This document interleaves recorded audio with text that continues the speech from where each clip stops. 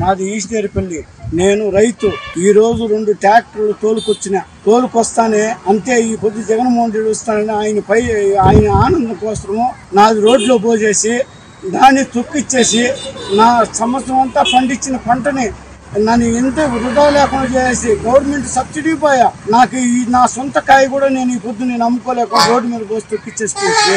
ఈ పొద్దు అదే జగన్మోహన్ రెడ్డి దగ్గర ఈ వైసీపీ గుండా నాయకులు ఈ పని చేసి నేను ఎట్టా లేకుండా ఈ పొద్దు నేను సంవత్సరం చేసిన పంటంతా నాకు వృధా అయిపోయి నా బాధను యూనికని చెప్పేసి నాకు ప్రభుత్వం ఇచ్చేది పోయా.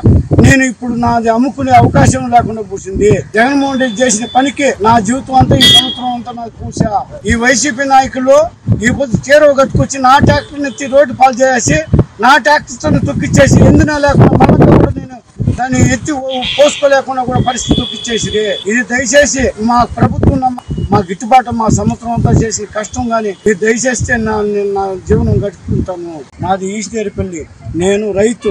ఈ రోజు 2 ట్రాక్టర్లు తోలుకొస్తానే అంతే ఈ పొద్దు జగన్మోహన్ రెడ్డి వస్తానని ఆయన ఆనందం కోసము నాది రోడ్లో పోసేసి దాన్ని తొక్కిచ్చేసి నా సంవత్సరం అంతా పండించిన పంటని నన్ను ఎంత వృధా లేకుండా చేసి గవర్నమెంట్ సబ్సిడీ పోయా నాకు నా సొంత కాయ కూడా నేను ఈ పొద్దు నేను అమ్ముకోలేక రోడ్డు మీద పోసి తొక్కిచ్చేసుకోవచ్చు.